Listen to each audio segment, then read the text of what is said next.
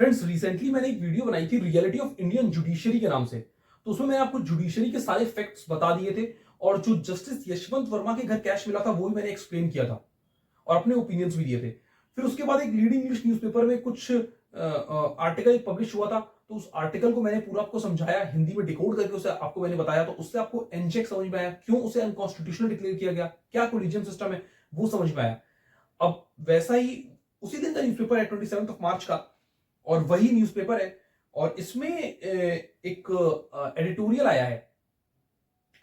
और ये जो पूरी न्यूज की एक सीरीज थी कि जो जस्टिस यशवंत वर्मा के घर पे कैश मिला है, उसके बाद हम लोगों ने जुडिशरी को जो समझना स्टार्ट किया। तो उस अगर सीरीज को हम देखें तो ये उस सीरीज का लास्ट एडिटोरियल होगा या लास्ट बेसिकली न्यूज होगी जो मैं अपने चैनल पे पोस्ट करूंगा, क्योंकि इससे आपको क्या होगा, कुछ जो रेनॉल्ड सुप्रीम कोर्ट के जजेस रहे हैं और जो एडवोकेट्स हैं उनका ओपिनियन मिल जाएगा। मैं अपना ओपिनियन आपको दे चुका हूं, जुडिशरी के बारे में आपको बता चुका हूं और एनजेक कोलिजियम के बारे में मैं आपको पहले बता ही चुका हूं ऑलरेडी। तो इससे क्या होगा कि अब आप लोगों को ये चीज समझ में आ जाएगी कि लीडिंग जजेस का कहना क्या है, और उसके बाद एक आप अपना ओपिनियन फ्रेम कर सकते हो, आप समझ सकते हो कि कौन गलत है। जुडिशरी गलत है तो कहां पर गलत है, क्या होना चाहिए। तो एक बार से स्टार्ट करते हैं। सबसे पहले जो इस एडिटोरियल की हेडिंग है वहां से स्टार्ट करते हैं, कोर्ट मस्ट रिविजिट एनजेक। यहां पर जो फॉर्मर अटॉर्नी जनरल के वेणुगोपाल जी हैं, इस हेडिंग से ही उन्होंने बता दिया है कि जो एनजेक का एक्ट है, जो 99th कॉन्स्टिट्यूशनल अमेंडमेंट एक्ट था, जो सुप्रीम कोर्ट ने अनकॉन्स्टिट्यूशनल डिक्लेयर कर दिया था बेसिक स्ट्रक्चर का डॉक्ट्रिन यूज करके, तो इन्होंने बोला है कोर्ट मस्ट रिविजिट एनजेक। एक बार दोबारा से उसके बारे में सोचना चाहिए, दोबारा से। अब आगे पढ़ते हैं। Article 124 of the constitution deals with the establishment and constitution of the supreme court. जो भारत के संविधान का अनुच्छेद आपका 124 है, आर्टिकल जो 124 है, उसमें क्या बोला गया? उसमें ये तो बोला गया कि सुप्रीम कोर्ट एक होना चाहिए, सुप्रीम कोर्ट के अंदर जजेस होंगे, चीफ जस्टिस ऑफ इंडिया होगा, और उसमें यही बोला गया कि सुप्रीम कोर्ट के जितने भी जज होंगे other than chief justice of India, उनको प्रेसिडेंट अपॉइंट करेगा सीजीआई से कंसल्ट करने के बाद, और सुप्रीम कोर्ट और हाई कोर्ट के उन जज से कंसल्ट कर सकता है जो उसे जरूरी लगता है। तो ये सब चीजें लिखी हुई है आर्टिकल 124 में, जजेस के रिमूवल का प्रोसीजर बताया हुआ है। तो ये सब चीजें हैं। It provides that the President of India shall appoint every judge of the Supreme Court only after consultation with the Chief Justice of India। तो मैं जैसे आपको बता ही चुका हूं कि इसमें यही तो लिखा है कि भारत का राष्ट्रपति हर सुप्रीम कोर्ट के जज को अपॉइंट करेगा, लेकिन सीजीआई से कंसल्ट करने के बाद। लेकिन आपको पता है कि प्रेसिडेंट कैसे काम करता है? Eden advice council of minister advice the prime minister की होती है। मतलब कि जो सरकार है, सेंट्रल गवर्नमेंट है, उसकी सलाह पर ही वो काम करता है, अपने आप तो वो काम करता नहीं है। तो आर्टिकल 124 में ये चीज लिखी है, a suggestion made in the Constituent Assembly that consultation should be substituted by concurrence was swiftly rejected by Dr. Bhimrao Ambedkar। अब कॉन्स्टिट्यूंट असेंबली में अगर आप हम चले जाएं, उस समय के डिबेट्स को अगर हम देखें, वो आपको नेट पर मिल भी जाएंगे, इंटरनेट पर। तो वहां पर क्या हुआ था, वहां पर कुछ लोगों ने ये चीज बोली थी और ये सुझाव दिया था कि जो कंसल्टेशन वर्ड है कि चीफ जस्टिस ऑफ इंडिया से कंसल्ट करना है भारत के राष्ट्रपति को, इसे हटा के आप कनकरेंस कर दो। इसका मतलब कि जिसको सीजीआई बोलेगा उसी को अपॉइंट करना है भारत के राष्ट्रपति को। तो डॉक्टर भीमराव अम्बेडकर ने इस चीज को रिजेक्ट किया और उन्होंने क्या बोला, हु डिक्लेयर्ड, उन्होंने क्या बोला, I think to allow the chief justice practically a veto upon the appointment of जजेस is really to transfer the authority to the chief justice which we are not prepared to vest in the president or the government of the day. Doctor Bhimrao Ambedkar ने बोला कि अगर हम लोग chief justice of India को सारी power दे देंगे judiciary में अपॉइंटमेंट्स की, सुप्रीम कोर्ट में अपॉइंटमेंट की, मतलब वीटो पावर इसी को दे देंगे, तो इसका मतलब कि हम वो पावर दे रहे हैं इसको जो कि हम भारत के राष्ट्रपति को भी नहीं दे रहे। क्योंकि राष्ट्रपति भी अपॉइंट अगर करेगा तो इससे कंसल्ट करने की बात करेगा, तो अकेले पावर उसके पास नहीं है और वो अकेले खुद कुछ कर नहीं सकता, सरकार के कहने पे करेगा। तो हमने केवल सरकार को पावर नहीं दी। आप समझो इस चीज को कि सरकार जो है वो अपॉइंट नहीं कर सकती, सरकार बस एडवाइस करेगी और वो एडवाइस बाइंडिंग होगी राष्ट्रपति के ऊपर। तो सरकार को सारी पावर नहीं दी, और सरकार जो है वो ओपिनियन लेगी, वो कंसल्ट जरूर करेगी किसी चीफ जस्टिस ऑफ इंडिया से। तो पूरी पावर तो सरकार के पास भी नहीं है और पूरी पावर राष्ट्रपति के पास भी नहीं है। अगर हमने उनको नहीं दिया और आप चाह रहे हो कि हम वो पूरी की पूरी पावर सीजीआई को दे दें, I therefore think that is also a dangerous proposition। और मुझे लगता है कि ये चीज भी गलत है, सीजीआई को सारी पावर हमें नहीं देनी चाहिए। इसका मतलब कि सीजीआई को सारी पावर देने का कभी से प्रावधान था ही नहीं। कॉन्स्टिट्यूंट असेंबली के जो मेकर्स है उनके दिमाग में भी चीज कभी नहीं थी कि जुडिशरी के जजेस ही जजेस को अपॉइंट करेंगे। ये चीज तो उनके दिमाग में कभी आई नहीं। वो चाहते थे कि जो पावर है ना काफी ज्यादा डिवाइडेड रहे, क्योंकि अगर एक ही डिपार्टमेंट के पास या एक ही आदमी के पास सारी पावर आ जाएगी तो वो एक तरह से मोनोपोली बन जाएगी उसकी, और जिसको चाहेगा उसको अपॉइंट करेगा। बाकी फिर जो प्रेसिडेंट है, जो गवर्नमेंट है, वो कुछ नहीं कर सकते। इसीलिए उन्होंने सारी पावर को काफी डिवाइड किया कि प्रेसिडेंट अपॉइंट करेगा, लेकिन किसके एड एडवाइस पे? गवर्नमेंट की एड एडवाइस पे। जो गवर्नमेंट है वो अपनी एड एडवाइस डायरेक्टली नहीं दे सकती बिना सीजीआई से ओपिनियन लिए। सीजीआई का ओपिनियन भी जरूरी है, भले ही वो बाइंडिंग ना हो। तो सभी को पावर दी गई थोड़ी थोड़ी।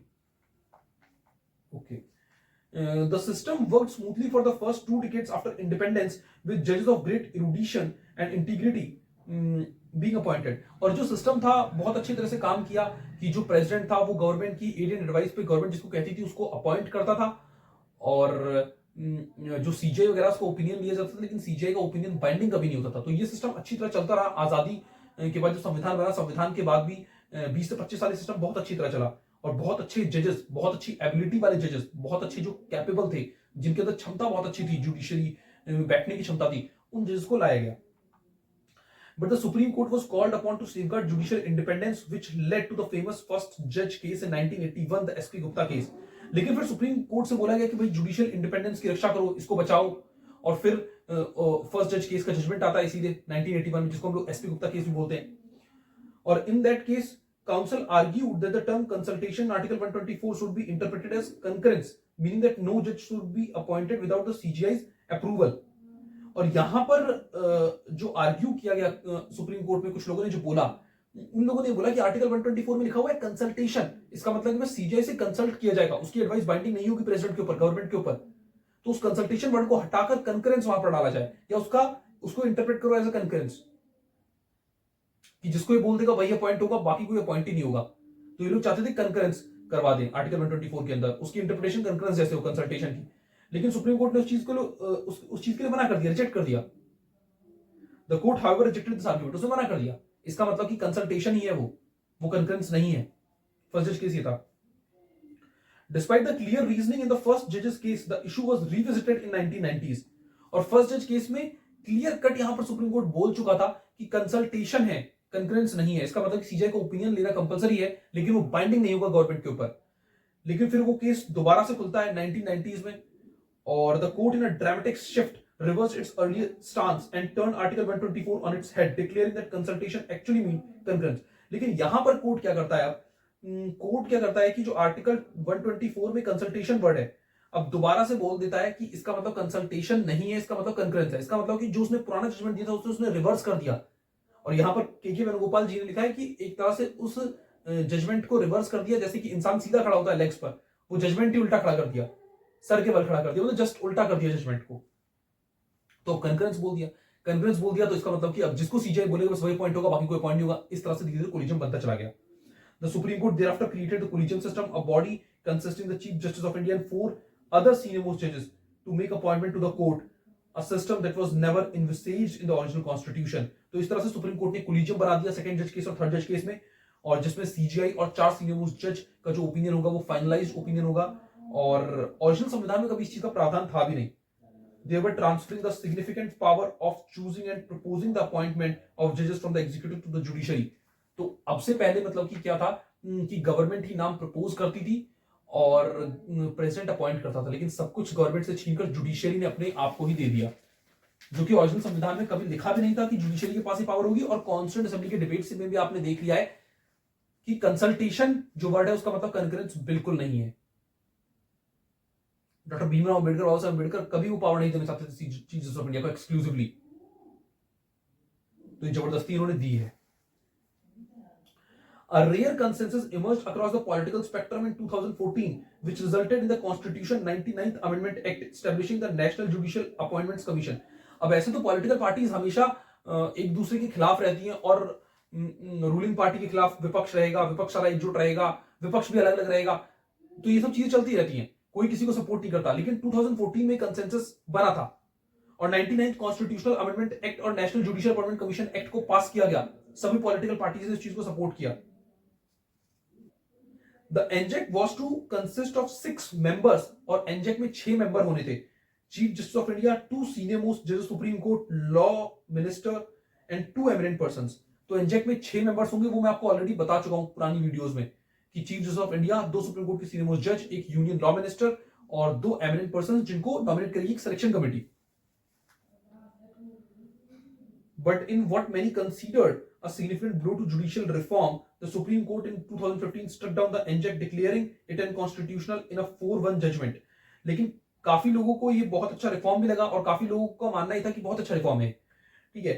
लेकिन फिर हुआ ये कि सुप्रीम कोर्ट ने 2015 में इसे बोल दिया कि ये अनकॉन्स्टिट्यूशनल चीज है, कॉन्स्टिट्यूशनल नहीं है, अनकॉन्स्टिट्यूशनल चीज है 4-1 जजमेंट में। मतलब कि 4 जजेस जो हैं, 5 जज की बेंच थी, उसमें से 4 जजेस जो हैं वो इस फेवर में थे कि एनजेक अनकॉन्स्टिट्यूशनल है, और एक जो था वो अगेंस्ट में था। वो ये कह रहा था, जो जस्टिस चेरमेश्वर थे, उनका कहना ये था कि एनजेक को अनकॉन्स्टिट्यूशनल डिक्लेयर ना किया जाए, कोलिजियम सिस्टम में काफी कमी है, उनका कहना यही था। तो फिर काफी लोगों को अभी लगता है कि जुडिशियल जो बहुत अच्छा रिफॉर्म हो सकता था, उस रिफॉर्म को खत्म कर दिया जुडिशियल ने। The court invoked the basic structure doctrine, ruling that the inclusion of law minister and 2 eminent persons and the dilution of the primacy of the view of judges in the process of judicial appointments compromise judicial independence. अब यहां पर court ने वही है doctrine of basic structure दोबारा से लगा दिया जो उन्होंने केशव भारती जजमेंट में बनाया था, कि कॉन्स्टिट्यूशन के अंदर कुछ बेसिक चीजें हैं जिनको कोई नहीं चेंज कर सकता, even with the help of constitutional amendment आप उन चीजों को चेंज नहीं कर सकते, और अगर आप चेंज करोगे तो वो अमेंडमेंट आपकी नल हो जाएगी, वॉइड हो जाएगी। और यहां पर कोर्ट ने उसी बेसिक स्ट्रक्चर को लगाया और कोर्ट ने ये बोला कि अगर लॉ मिनिस्टर इस पैनल में बैठेगा, जो जजेस को अपॉइंट करेगा या नाम रिकमेंड करेगा एनजेक में, और 2 एमिनेंट पर्संस बैठेंगे, और वीटो पावर भी हो सकती है किसी भी 2 मेंबर के पास, कोई भी 2 मेंबर्स वीटो कर सकते हैं अपॉइंटमेंट्स को, तो इन सभी चीजों से जुडिशियल जो अपॉइंटमेंट है उसको काफी नेगेटिव हार्म पहुंचेगा, काफी हार्म उसको पहुंचेगा। और जुडिशियल की जो इंडिपेंडेंस है वो एक बेसिक स्ट्रक्चर के अंदर आती है, बेसिक स्ट्रक्चर है वो तो, और बेसिक स्ट्रक्चर उससे अगर जुडिशियरी की इंडिपेंडेंस पे एक हार्म पहुंचेगा, एक नेगेटिव इंपैक्ट पड़ेगा, तो बेसिक स्ट्रक्चर वायलेट होगा। बेसिक स्ट्रक्चर किसी भी हालत में वायलेट नहीं हो सकता, और इसीलिए वो कहती है कि सुप्रीम कोर्ट की एनजेक भी अनकॉन्स्टिट्यूशनल है और 99 अमेंडमेंट एक्ट भी आपका अनकॉन्स्टिट्यूशनल है, और उन्हें स्ट्रक डाउन कर देती है। This conclusion is in my opinion difficult to comprehend. हाँ डेफिनेटली, अब सुप्रीम कोर्ट ने ये चीज बोली तो इसे समझना बहुत मुश्किल है, आखिरकार क्यों उसने अनकॉन्स्टिट्यूशनल डिक्लेयर किया। अब एक बार हम लोग कुछ देखते हैं जो इंटरनेशनल लेवल पे क्या हो रहा है। I am reminded of what justice Harlan of the US Supreme Court said while addressing law students, I want to say to you, if we do not like an act of Congress, we do not have much trouble to find grounds for declaring it unconstitutional. अब यहां पर देखो, American जो supreme court है, उसके जो जज थे, हैरलन नाम है उनका, उन्होंने एक बार लॉ स्टूडेंट्स को स्पीच देते समय उन्होंने बोला था कि अगर अमेरिका का जो कांग्रेस है, मतलब कि वहां का जो पार्लियामेंट है, उसका अगर कोई एक्ट हमें पसंद नहीं है तो उसे अनकॉन्स्टिट्यूशनल डिक्लेयर करने में हमें ज्यादा दिक्कत नहीं है, किसी भी ग्राउंड पर उसको अनकॉन्स्टिट्यूशनल डिक्लेयर कर सकते हैं। तो वही तो इंडिया के सुप्रीम कोर्ट के जजेस भी कर रहे हैं, मतलब अनकॉन्स्टिट्यूशनल कोई चीज डिक्लेयर करनी है तो अपने आप ही कर देते हैं, कोई भी नया ग्राउंड बनाकर। तो यहां पर के वेणुगोपाल जी ये चीज कहना चाह रहे हैं कि अगर आपको लॉ पसंद नहीं आ रहा तो आप उसे अनकॉन्स्टिट्यूशनल डिक्लेयर कर रहे हो किसी भी ग्राउंड पर। It is not as if the collegium system in its functioning has covered itself in glory. और ऐसा नहीं है कि कोलिजियम सिस्टम बहुत अच्छा है, कि इसकी लोग बहुत तारीफ कर रहे हैं इंडिया में और इंटरनेशनल लेवल पे, ऐसा तो है ही नहीं। जब इतना अच्छा है नहीं, जब उसको इतना ज्यादा प्रोटेक्शन दे रहे हैं। In the NJAC case itself, the dissenting judgment of justice Jasti Chelameswar deals extensively with the multifarious failings of the system. ये जो एनजेक केस था, जिसमें 4 जजमेंट ने बोला कि एनजेक को अनकॉन्स्टिट्यूशनल डिक्लेयर करो, लेकिन एक ने बोला कि अनकॉन्स्टिट्यूशनल डिक्लेयर मत करो, कोलिजियम को हटाओ। वो जो डिसेंटिंग जज थे उनका नाम था जस्टिस जस्टी चेलमेश्वर, और उन्होंने खुद उस वाले केस में बताया है इस कोलिजियम सिस्टम की काफी फेलिंग जो है उनके बारे में। His judgment includes, among other observations, the following passage: in the next 1.5 decades, this nation has witnessed many unpleasant events connected with judicial appointments. Events which then lend credence to the speculation that the system established by second and third judge case in its operational reality is perhaps not the best system for securing an independent and efficient judiciary. उन्होंने खुद अपने judgement में काफी चीजें बताई, और सबसे important जो उन्होंने चीज बोली वो आप यहां पर पढ़ो। उन्होंने बताया कि पिछले 10 से 15 सालों में जो कोलिजियम सिस्टम ने जिस तरह से काम किया है, तो उससे पता चलता है, जुडिशियल जिस तरह से इसने अपॉइंटमेंट्स को रिकमेंड किया और जुडिशियल अपॉइंटमेंट्स करवाई हैं, तो उससे पता चलता है कि सिस्टम बहुत बेकार है। और इन्होंने बोला कि पिछले 10-15 साल में इस तरह की अपॉइंटमेंट्स भी हुई हैं, जिससे ये चीज क्लियर कट साफ होती है कि सेकंड जज केस, थर्ड जज केस में जिस कोलिजियम को बनाया गया था वो बेस्ट सिस्टम तो वर्ल्ड में नहीं है, और बिल्कुल ट्रांसपेरेंट सिस्टम तो बिल्कुल भी नहीं है। इन्होंने खुद ये चीज बोली, और एक सुप्रीम कोर्ट के जज इस चीज को बोल रहे हैं, तो ये एक बहुत बड़ी बात है। सुप्रीम कोर्ट के खुद जज इस चीज को बोल रहे हैं कि कोलिजियम सिस्टम बढ़िया सिस्टम नहीं है। सेकंड जज केस, थर्ड जज केस ने बनाया था इस कोलिजियम सिस्टम को, लेकिन जब एक्चुअल में इसने काम करना स्टार्ट किया, पिछले 10-15 साल से हम इसका काम देख रहे हैं, तो अच्छे अपॉइंटमेंट्स ये नहीं कर पा रहा। इसका मतलब कि कई ऐसे जूनियर हैं जो कि सुप्रीम कोर्ट में आ गए हैं और सीनियर हाईकोर्ट के जज नहीं पहुंच पाए। और सुप्रीम कोर्ट ने जब इस कोलिजियम को बनाया था तो उनका कहना यही था कि जुडिशियल इंडिपेंडेंस के लिए उसको बनाया जा रहा है। उनका कहना यही था कि सरकार जो है उसने कुछ सीनियर्स को सुपरसीड करके जूनियर्स को बना दिया है सीजीआई। तो ये कोलिजियम क्या कर रहा है? ये भी तो यही कर रहा है। हाईकोर्ट में कितने तो ऐसे जजेस हैं जिन्होंने 3 से 4 साल प्रैक्टिस किया और सुप्रीम कोर्ट की बेंच पर आकर बैठ गए, और कई ऐसे हैं जो कि 20-20 साल से कर रहे हैं, वो आज तक सुप्रीम कोर्ट की बेंच पर आकर नहीं बैठ पाए। और ऐसा खुद सुप्रीम कोर्ट के रिटायर्ड जजेस इस चीज को बोल रहे हैं।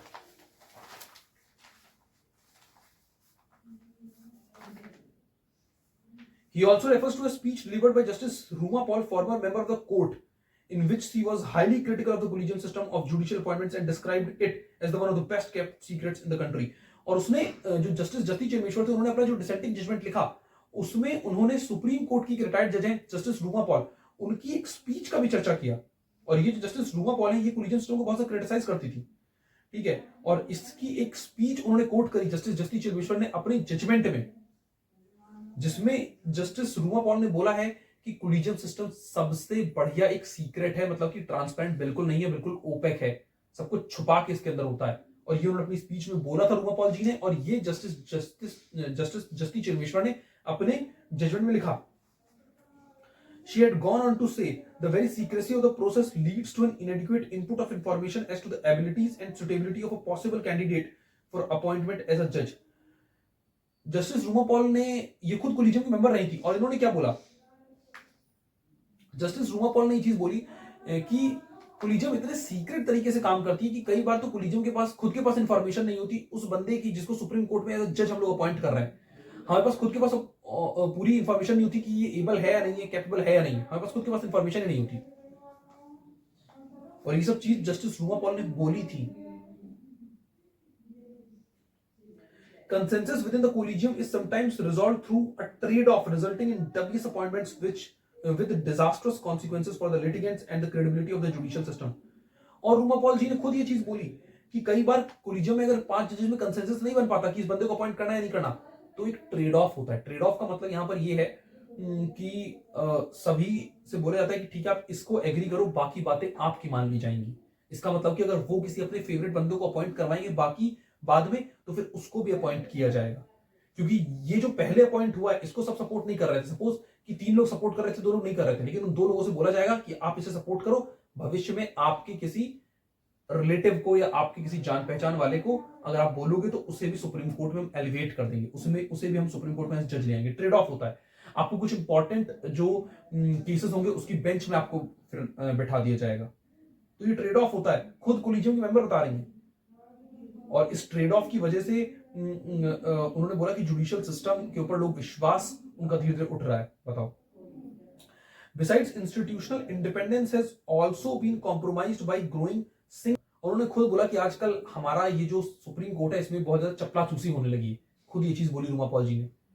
और इससे क्या होता है कि लोग अपने फेवरेट बंदों को अपॉइंट करवाते हैं जुडिशियरी में, हायर जुडिशियरी में। तो अब अगर सुप्रीम कोर्ट के जज और कोलिजियम के मेंबर जो रह चुके हैं वो इस चीज को बोल रही, तो आप खुद समझ सकते हो कि कोलिजियम कितना बढ़िया सिस्टम होगा। और ये मैं पहले आपको बता चुका हूं कि बहुत ओपेक है, ट्रांसपेरेंसी कुछ नहीं है इसमें। Justice Kurian Joseph wrote a concurring judgment accepting the majority view. अब यहां पर एनजेक के जजमेंट में वापस आते हैं। तो अभी तक हम जो देख रहे थे वो रूमा पॉल जी की स्पीच थी, जो कि जस्टिस जस्टिस चेलमेश्वर ने अपनी जजमेंट में कोट करी थी, डिसेंटिंग जजमेंट में। लेकिन जो मेजॉरिटी ओपिनियन था, जो 4 जजेस जिसको मतलब कि सपोर्ट कर रहे थे, उन्होंने बोला कि एनजेक को खत्म करो। तो उन 4 जजेस में से एक कुरियन जोसेफ जी भी थे। और उन्होंने जब मेजॉरिटी व्यू को एक्सेप्ट किया और उन्होंने लिखा कि हाँ एनजेक को अनकॉन्स्टिट्यूशनल डिक्लेयर करते हैं, तो उन्होंने अपने खुद के जजमेंट में, in this judgment he agrees with Justice Justice Chiremeshwar that the present collegium system lacks transparency, accountability and credibility, and that the trust deficit has affected the credibility of the collegium system. वो भले ही इस चीज को बोलते हैं अपनी judgement में कि एनजेक को अनकॉन्स्टिट्यूशनल डिक्लेयर किया जाए और एनजेक अनकॉन्स्टिट्यूशनल है, लेकिन वो जस्टिस जस्टिस चेलमेश्वर से अपनी जजमेंट में एग्री होते हैं कि कोलिजियम सिस्टम में ट्रांसपेरेंसी नहीं है, ओपेक सिस्टम है और इस पे किसी को विश्वास नहीं है, और ऐसा सिस्टम है कि पूरी कंट्री में इस पे कोई विश्वास नहीं करता। The NJEC has restored to the government a modicum of representation in the appointment system as against the original provision, which gave it the exclusive right in choosing the candidates for appointment and making the actual appointment. अब NJEC ने लेकिन क्या किया था? NJEC ने क्या किया कि गवर्नमेंट को दोबारा से जुडिशियल अपॉइंटमेंट्स में थोड़ी रिप्रेजेंटेशन थी, जबकि ओरिजिनल जो प्रावधान है उसमें गवर्नमेंट के पास फुल कंट्रोल था कि जिसको आप रिकमेंड करोगे प्रेसिडेंट उसी को अपॉइंट करेगा। आप ओपिनियन लीजिए, प्रेसिडेंट ओपिनियन लेगा सीजीआई का, लेकिन ओपिनियन बाइंडिंग थोड़ी है, बाइंडिंग नहीं, जिसको आप बोलोगे वही होगा। लेकिन यहां पर तो बस गवर्नमेंट को रिप्रेजेंटेशन मिली है यूनियन लॉ मिनिस्टर के रूप में, और 2 एमिनेंट पर्संस जो कि सिलेक्शन कमीशन सिलेक्शन जो कमेटी होगी नॉमिनेट करेगी, तो बस आपको रिप्रेजेंटेशन मिली है। अब सोल आपका ओपिनियन नहीं है, जबकि ओरिजिनल कॉन्स्टिट्यूशन में सोल पावर गवर्नमेंट के पास थी। जब सोल पावर गवर्नमेंट के पास थी, जब भी जुडिशियरी को दिक्कत थी, और अब तो गवर्नमेंट के पास थोड़ी सी रिप्रेजेंटेशन थी जुडिशियल अपॉइंटमेंट से, अब भी उसे दिक्कत थी। It should also be remembered that the entirety of the amendment was carried through by a unanimous vote of 543 members of parliament, except for the dissentment of one member, namely Ram Jethmalani, and was ratified by the legislative assemblies of 16 states. अब आप ये देखो कि एनजेक इतना मतलब कि सभी political parties एनजेक के जजमेंट एनजेक के लॉ को 99th कॉन्स्टिट्यूशनल अमेंडमेंट एक्ट को इतना सपोर्ट कर रहे थे कि करीब करीब सभी लोगों ने इसके फेवर में वोट किया, और राज्यसभा में बस एक मेंबर थे राम जेठमलानी जी जिन्होंने इसके अगेंस्ट में वोट किया, बाकी सब फेवरेट इसे बता रहे थे कि हमारा फेवरेट है लॉ है, ये बहुत सारे रिफॉर्म है, सबने सपोर्ट किया इसे। और 16 स्टेट्स की लेजिस्लेटिव असेंबलीज ने भी इस चीज को अप्रूवल दी, वो एक बहुत बड़ी बात है। इसका मतलब कि सब लोग इसे सपोर्ट कर रहे थे, फिर भी सुप्रीम कोर्ट ने इसको अनकॉन्स्टिट्यूशनल डिक्लेयर कर दिया। और 16 स्टेट्स ने क्यों अप्रूवल दी वो मैं आपको प्रीवियस वीडियो में बता चुका हूं कि कुछ ऐसी कॉन्स्टिट्यूशनल अमेंडमेंट्स होती हैं जिनकी रिक्वायरमेंट होती है स्पेशल मेजॉरिटी से पार्लियामेंट पास करे, प्लस में 50% स्टेट्स की भी अप्रूवल चाहिए होती है, तो ये उन्हीं में से एक था। I appealed for the state of Madhya Pradesh after the excellent arguments put forward in defense by Mukul Rohatgi, the then Attorney General. अब यहां पर क्या है कि उस समय जो गवर्नमेंट के फर्स्ट ऑफिसर थे वो मुकुल रोहतगी जी थे, वो अटॉर्नी जनरल थे जिस समय सुप्रीम कोर्ट ने इसको अनकॉन्स्टिट्यूशनल डिक्लेयर किया था एनजेक वाले लॉ को। तो वो एनजेक को और 99 गवर्नमेंट एक्ट को काफी बचाने की कोशिश कर रहे थे सुप्रीम कोर्ट में। उस समय के वेणुगोपाल जी बोल रहे हैं कि मैं मध्य प्रदेश को रिप्रेजेंट कर रहा था, मध्य प्रदेश की ओर से केस लड़ रहा था। Sensing the direction that the case was taking, I tried to save the constitutional amendment and the statute by invoking the principle often used by the courts of reading down the statute. अब मैं समझ चुका था क्योंकि वेणुगोपाल जी बोल रहे हैं कि ये आखिरकार किस डायरेक्शन में जजमेंट जा रहा था, इसका मतलब कि ये समझ चुके थे कि सुप्रीम कोर्ट से अनकॉन्स्टिट्यूशनल डिक्लेयर करने वाला है, और इसीलिए मैंने कॉन्स्टिट्यूशनल अमेंडमेंट जो 99 था उसे और एनजेक एक्ट को दोनों को बचाने का काफी प्रयास किया। कैसे प्रयास किया? मैंने कोर्ट को सुझाव दिया, सजेशन दिया कि आप रीडिंग डाउन प्रिंसिपल को यहां पर इन्वोक करो, उसको यूज करो। अब रीडिंग डाउन प्रिंसिपल का मतलब यहां पर यही होता है कि अगर कोई भी ऐसा लॉ है जिसके मल्टीपल इंटरप्रिटेशंस निकल रहे हैं, तो यहां पर कोर्ट उस वाली इंटरप्रिटेशन को उस लॉ की उस इंटरप्रिटेशन को माने जिससे कि वो अनकॉन्स्टिट्यूशनल डिक्लेयर ना हो। और ये जो रीडिंग डाउन प्रिंसिपल है ये इसीलिए है जिससे कि जो कोर्ट है वो लॉ को बचा सके, अनकॉन्स्टिट्यूशनल डिक्लेयर ना हो। मोटा मोटा रीडिंग डाउन प्रिंसिपल का मतलब ये होता है कि लॉ इससे बचाया जा सकता है अनकॉन्स्टिट्यूशनल डिक्लेयर होने से। But my suggestion which were really aimed at saving the constitutional amendment were not accepted. लेकिन इनका कहना यह है कि मैंने सुझाव भले ही दिया लेकिन सुप्रीम कोर्ट ने मेरे सुझाव को एक्सेप्ट नहीं किया, क्योंकि मैं सेव करना चाहता था कॉन्स्टिट्यूशनल अमेंडमेंट को और एनजेक को, लेकिन एक्सेप्ट नहीं किया गया। Interestingly, about 5 years after the court pronounced its judgment, one of the judges in the majority, Justice Kurian Joseph, publicly expressed regret for having struck down the NJEC amendment, saying, "I now regret being part of the NJEC judgment after seeing things now." अब देखो मतलब कि उस judgement को आए भी काफी दिन हो गए, करीब 5 साल हो गए थे, और 5 साल बाद मेजॉरिटी जजमेंट जिन्होंने लिखा था उसमें जस्टिस कुरियन जोसेफ, जिन्होंने जस्टिस चेलमेश्वर से भी एग्री किया था अपने जजमेंट में कि कोलिजियम ट्रांसपेरेंट नहीं है, ओपेक है, उन्होंने खुद ही चीज बोली थी। लेकिन फिर 5 साल बाद जब जजमेंट हो गया और उसके करीब 5 साल बाद 2019-2020 की बात है, और उस समय क्या होता है कि justice Kurian Joseph publicly regret करते हैं, सबके सामने वो काफी पछताते हैं कि मैं एनजेक जजमेंट का पार्ट था और एनजेक को अनकॉन्स्टिट्यूशनल डिक्लेयर कर दिया गया, तो मेरे को काफी पछतावा हो रहा है। वो खुद इस चीज को बोल रहे हैं। तो अब समझो आप इस चीज को कि ये एनजेक कितनी अच्छी चीज थी और कोलिजियम कितनी बेकार है, क्योंकि सुप्रीम कोर्ट के खुद के जज इसके खिलाफ हैं। आई stress the word now which can only relate to the functioning of the collegium over a period of 5 years after the judgment। तो यहां पर उन्होंने नाउ बोला, नाउ का मतलब यहां पर ये कि जजमेंट के बाद कोलिजियम किस तरह से फंक्शन कर रही है, लेकिन जजमेंट से पहले भी कोई बहुत अच्छा फंक्शन कोलिजियम ने किया नहीं था कभी। I continue to believe that the second and third judge case had turned Article 124 on its head. अब यहाँ पर जो के वेणुगोपाल जी हैं वो अपना व्यू रखते हैं, वो ये बोलते हैं कि मेरा मानना ये है कि सेकंड जज केस और थर्ड जज केस ने आर्टिकल 124 जो है उसे कंप्लीटली उसका मतलब चेंज करके रख दिया। कंसल्टेशन की जगह कंकरेंस डाल के उन्होंने कंप्लीटली उसका मतलब चेंज करके रख दिया। What is more, in the backdrop of the events and the statements of at least 3 judges of the Supreme Court, which I have just narrated, it should be evident that the NJAC case was a missed opportunity for serious and meaningful judicial reform. अब आप ये देखो कि जिस तरह के मतलब की कोलिजियम जिस तरह से काम कर रही है, जिस तरह से आजकल काफी ज्यादा इवेंट्स हो रहे हैं कि जजेस के घर में कैश मिल रहा है, वो सब चीजें हो रही हैं, जूनियर सुप्रीम कोर्ट में आ रहे हैं, वो जो चीजें हो रही हैं वो तो है। और अभी अभी के वेणुगोपाल जी कह रहे हैं कि मैंने आपको 3 जजेस का व्यू बताया, जस्टिस जस्टिस चेलमेश्वर जो कि कोलिजियम के खिलाफ हैं, जो कि खुद सुप्रीम कोर्ट के जज रह चुके हैं, जस्टिस रूमा पॉल की स्पीच जो कि खुद कोलिजियम की मेंबर थी और वो भी इसके खिलाफ है, और जस्टिस कुरियन जोसेफ जिन्होंने मेजॉरिटी जजमेंट लिखा, एनजेक अनकॉन्स्टिट्यूशनल बोला, वो खुद पछता रहे हैं अब जजमेंट को लेकर। तो ये बोल रहे हैं कि मैंने आपको उनका आपको सभी का व्यू अब दे दिया है, और तो अब मुझे ऐसा लगता है कि एनजेक जो है वो एक बहुत अच्छी अपॉर्चुनिटी थी, बहुत अच्छा जुडिशियल रिफॉर्म था जो कि हम लोगों ने मिस कर दिया। इसका मतलब कि इनका कहने का मतलब यहाँ पर ये कि एनजेक को दोबारा से हमें उसके बारे में सोचना चाहिए। The issue is important enough to be revisited in public interest and it would be in the fitness of things for the correctness of the NJAC decision to be reconsidered by a larger bench of Supreme Court just as the HP Gupta case was reconsidered in the second जज case.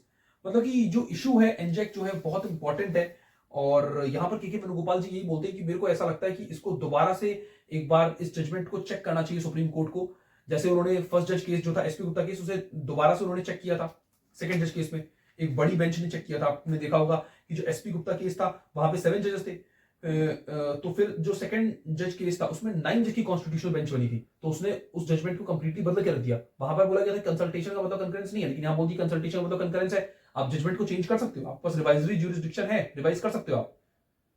तो आप इनका कहना यहाँ पर यही है कि एक बार एनजेक की जजमेंट को भी दोबारा से आप एक बार चेक करो, इसका एक बार रिव्यू करो। के वेणुगोपाल जी का कहना है कि मेरे को लगता है कि जजमेंट में कुछ गलती है, कुछ खराबी है, वो आप सही करिए। जो 5 जज की बेंच ने डिसाइड किया है, इनका कहना है कि अब एक बड़ी बेंच इसके ऊपर फैसला ले, 7 जज की बेंच या फिर आपका 9 जज की बेंच। तो अब इसी एडिटोरियल के साथ मुझे लगता है कि आपको पूरा व्यू मिल चुका है कि सुप्रीम कोर्ट के एडवोकेट, सुप्रीम कोर्ट के जजेस का क्या कहना है कोलिजियम के बारे में और एनजेक के बारे में। आपको ये चीज समझ में आ गई है, आपको कोलिजियम क्या है, एनजेक क्या है, जुडिशरी कैसे काम करती है, जुडिशरी के अपॉइंटमेंट्स क्या है, वो सब मैं आपको पहले बता चुका हूं। तो अब इन सभी आर्टिकल्स और एडिटोरियल्स की मदद से, और जो मैंने वीडियो में जो भी आपको इंफॉर्मेशन दिया, इसकी मदद से आप लोग अपना खुद का ओपिनियन बना सकते हो कि एनजेक होना चाहिए या नहीं होना चाहिए, या कोलिजियम ही रहना चाहिए। और आपका जो भी ओपिनियन है वो मेरे को नीचे कमेंट्स में जरूर बताना।